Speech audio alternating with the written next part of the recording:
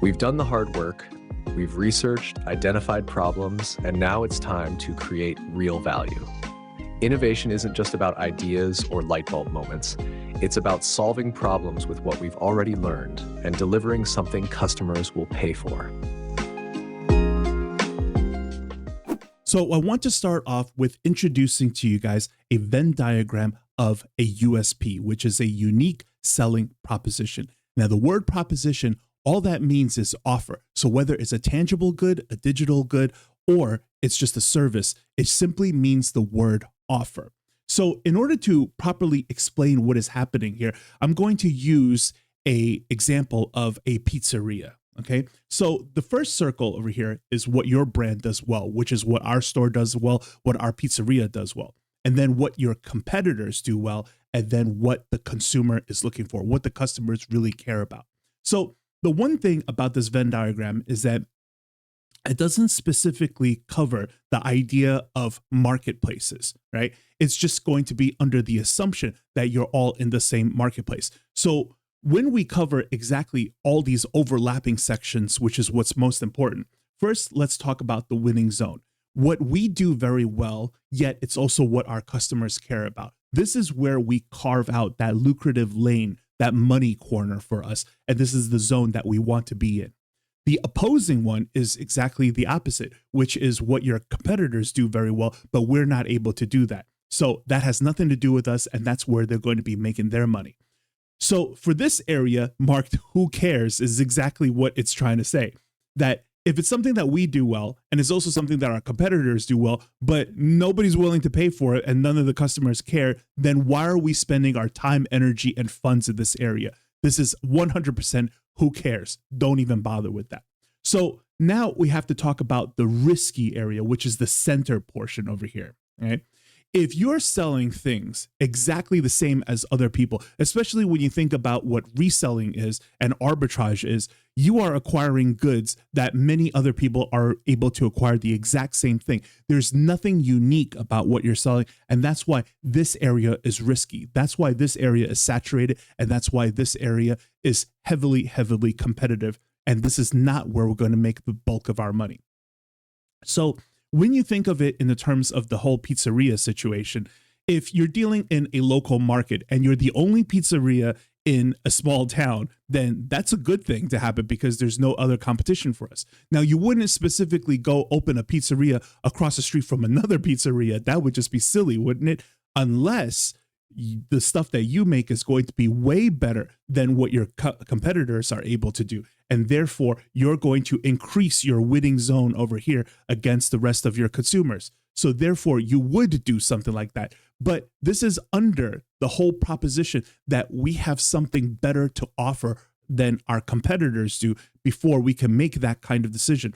Otherwise, when we are talking about dealing with e-commerce, where we're all on the same platform, we're all able to broadcast our items nationwide across the major platforms, then obviously you want to make sure that you have something unique on hand. So in the previous class, we talked about acquiring expertise and profound knowledge. So how do we take that and in combination innovate our item so that we could come up with a unique selling proposition?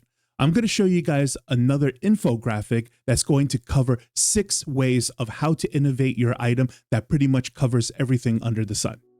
Innovation comes in all shapes and sizes. It ranges from small tweaks to game-changing ideas. Small innovations solve problems in crowded markets, while bigger ones grab attention and yield higher returns. But whether big or small, the key is creating value. That's what sets you apart.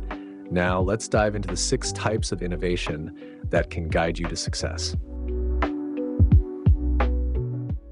So here I've created an infographic to explain the 6 main types of innovation that covers everything within the realm of possibilities when you think about how to innovate your item. Because essentially you need options at your fingertips of how we could change something up to put our own personal flair or twist on an item so that we have a chance of independently standing our ground in a marketplace. So let's go over all these types of innovations. The first one is going to be the new invention. So creating something entirely original to address an unmet need has the potential to generate the most value, actually. If you're successful, this can differentiate you from the competition and lead to significant market share and profits. However, the downside to this is that people have to get it right away. So with modern listings that you could add a video to stuff, people need to get it in like 6 to 10 seconds. Otherwise, I would highly advise doing something like this. If people can't get it right away, they're not going to purchase it, and that's going to hurt you more than it helps you. So be very careful with this type of innovation. It's risky, it's bold, but be careful. You got to make sure people understand it before you move forward. So the next type of innovation is something I like to call the Frankenstein. Very straightforward of what it means. It is the idea of taking a couple of items that are winning items currently and maybe trying to combine some of the features together in order to make that best of both worlds kind of product, or best bang for the dollar type of product.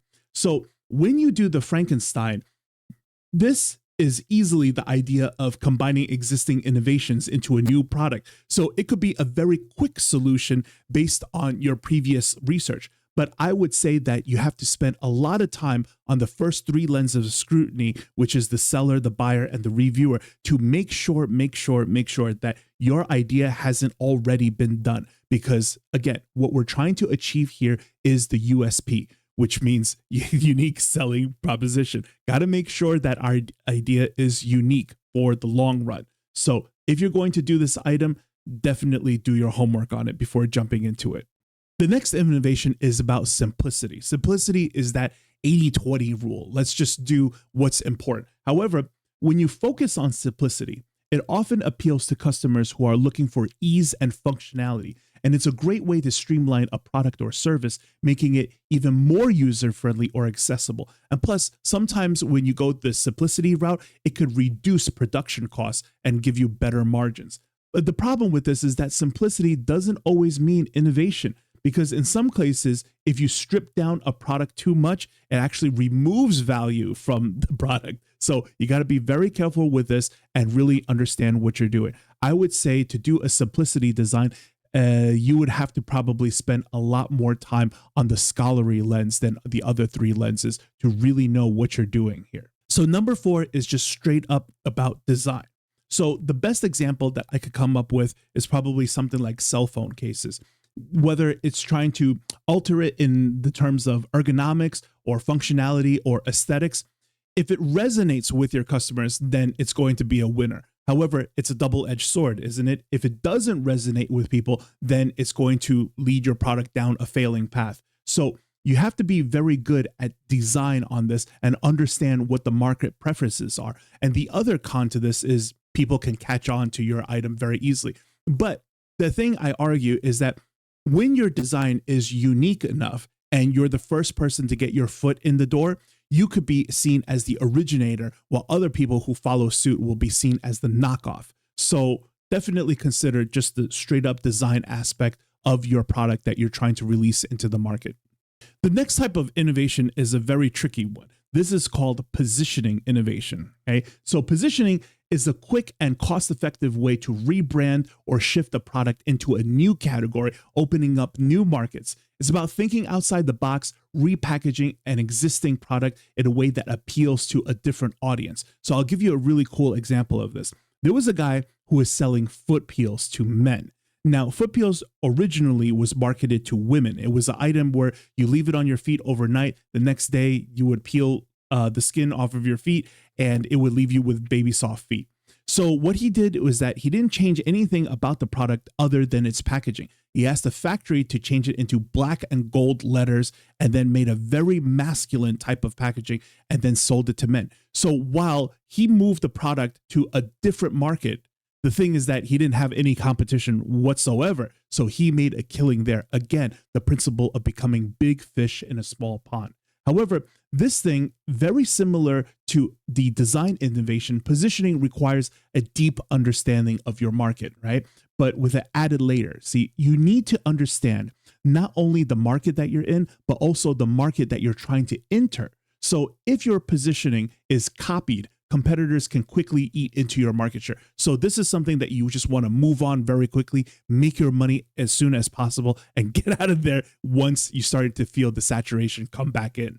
So number 6 is going to be natural progression. Natural progression is more situational than anything else. So the understanding is this. Natural progression relies on applying proven strategies from one market to another, because this reduces the risk compared to starting from scratch, because you're leveraging what's already worked in other spaces. It's a great way to introduce new solutions to existing markets with a higher chance of success. So the best way to understand this is to feel for this with different types of examples. So I'm going to leave you guys with a couple of examples here. When you think about tackle boxes, it's a way of organizing things. So any new hobbyist type of market that's out there, there's definitely going to require some kind of organizational stuff for the tools that is relating to that hobby. So where applicable, you would be the first person to come out with tackle boxes for that field, right? Organization stuff. When you think of jewelry, there's jewelry boxes. When you think of tools, there's tool boxes. And when you think of fishing, there is tackle boxes. Taking an idea that's already prevalent and existing from one market and shifting over to a new market that happens to still be in its infancy stages. So this is what I mean by natural progression. You want to jump on this before other people are going to do so, because it's going to happen with or without you. You know this idea is going to be inevitable. The next would be like a meal subscription kit, right? When you think of like HelloFresh and stuff, since that has done very well for itself, there were other companies that started to make, those do-it-yourself cocktail or coffee kits. So kind of like a play on to what HelloFresh was originally doing. The next would be something like vacuum seal storage bags, right? And how that evolved into sous vide. Granted, sous vide, the first sous vide was around for a long time. It's been around for over 100 years. But the issue is that it didn't popularize until the vacuum sealed food storage industry was booming. And then the idea of sous vide cooking started to get more and more prevalent. And then the last one I could think of is something like, you know what Fitbits are? So they're kind of like fitness trackers for people. Well, recently people have come out with pet health trackers. So kind of like a Fitbit for your pet. So again, that's kind of like a positioning, kind of like a, design, kind of like a new invention, but also within the realm of natural progression. So ultimately, all of these different types of innovation that I'm talking about, whatever your idea is, it could end up becoming a hybrid of all of these things. But the point is to come back to this infographic and think about the item that you're trying to do and try to apply one, if not all, or many different combinations of these type of innovation options. And then you could come up with a very unique USP. So most people don't give you a full framework of how to go from A to B in developing from research into innovation and creating that USP so that you have a nice fighting chance when you enter the market. Moving from innovation to development. Now that we've covered the 6 types of innovation and how they create value, it's time to move into development. Innovation is just the beginning. To succeed, we must turn ideas into practical, scalable solutions that meet market needs. This is where the real work begins, transforming ideas into products people can use. Problem solving is the key to creating real value. By understanding the market and identifying gaps, we can develop solutions that work. But execution is what matters most. We must take action, refine our ideas, and adapt along the way to ensure our innovations are market ready. Whether your innovation is big or small, if it solves a real problem, it has value. It won't just compete on price. It will stand out by meeting needs in ways others can't. Now let's take the next step, turning innovation into a real scalable product through strategic development.